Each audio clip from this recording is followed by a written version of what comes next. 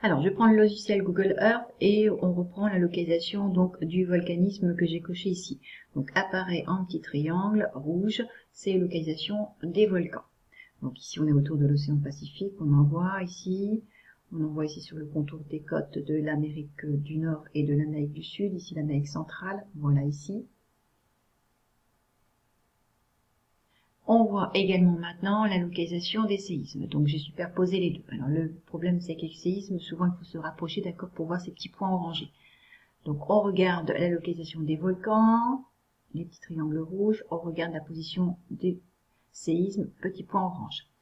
On remarque, quand on positionne cette fois-ci les deux sur le logiciel, c'est-à-dire par un trait blanc, le trait blanc représente maintenant à la surface du globe terrestre les endroits, les lieux où on va trouver les volcans et les séismes.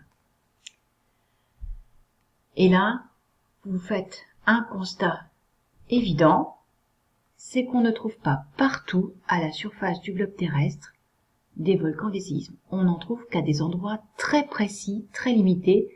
C'est cette ligne ici blanche. Et on a donc ainsi l'impression que notre planète est découpée en plusieurs parties. On a l'impression d'avoir affaire à des pièces d'un puzzle qui s'emboîtent parfaitement à la surface du globe terrestre.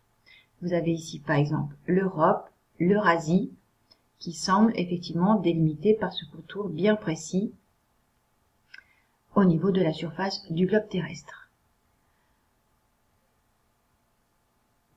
Cette découpe à la surface du globe terrestre correspond à ce que je pense que vous connaissez déjà, qui sont ce qu'on appelle les plaques tectoniques.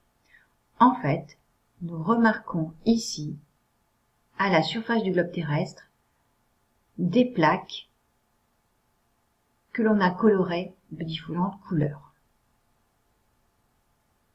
Donc ici c'est l'océan Pacifique, on devine sous les couleurs.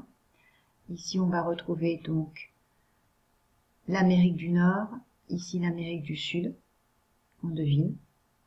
On voit que cette plaque ici comprend aussi bien une partie du continent de l'Amérique du Sud et un peu de l'océan Atlantique.